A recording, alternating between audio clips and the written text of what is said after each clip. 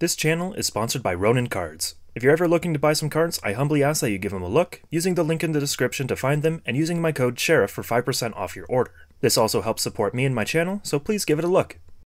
If you told me that I could have triggers with 25,000 shield, I would take it in a heartbeat, which is the basis behind the counter heals standard. Heals that have a base shield of 10,000 but get 15,000 when the opponent is attacking with a unit that is already attacked or has 2 or more criticals without using triggers. Already, these spark up some thoughts in the old head beam.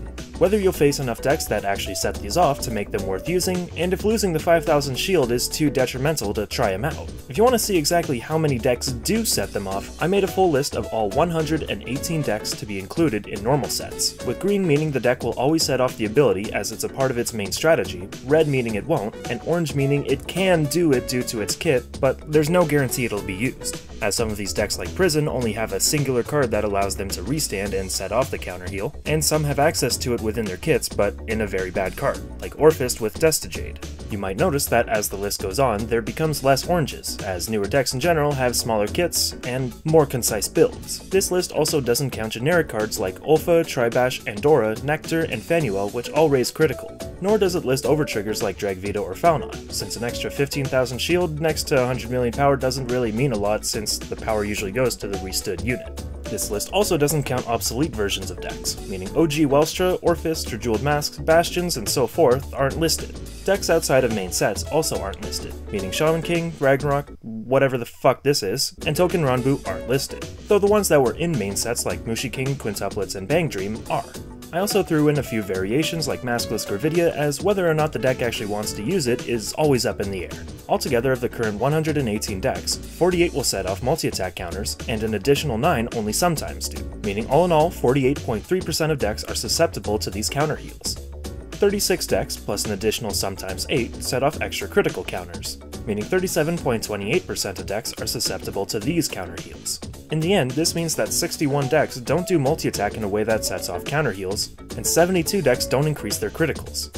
As for the lower grade heals, those are pretty useless. They're only really usable against decks that always stay at a higher grade, because who cares? It's 20k shield, it's the same as a 15 if you're both tied. Even if your opponent has a booster, it's still not enough. When did these even come out? Is that 9? Who the fuck was still...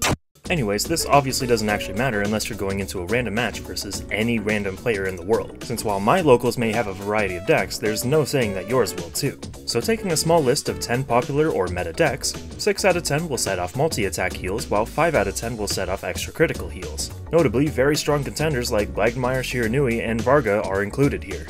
Beyond the statistics of how much you can use them, why you should use them is a different story. Again, a 25,000 shield is pretty great. It's the kind of numbers that can save you in a pinch and reward you for planning out your guarding and knowing the deck that you're fighting.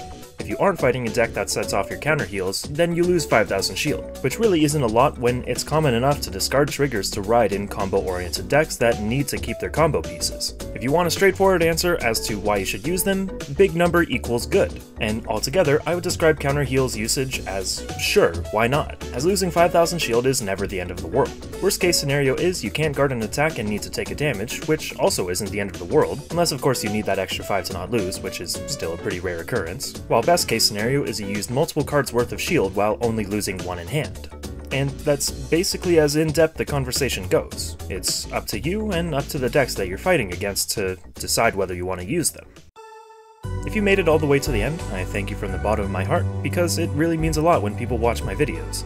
If you're feeling kinda silly today, you could give me a subscribe, or maybe even a like. Even a comment would be nice. And if you want to support me, since it's just impossible to find a normal job these days, remember that you can buy your cards at Ronin Cards using the link in the description and using code SHERIFF for 5% off your order to support me.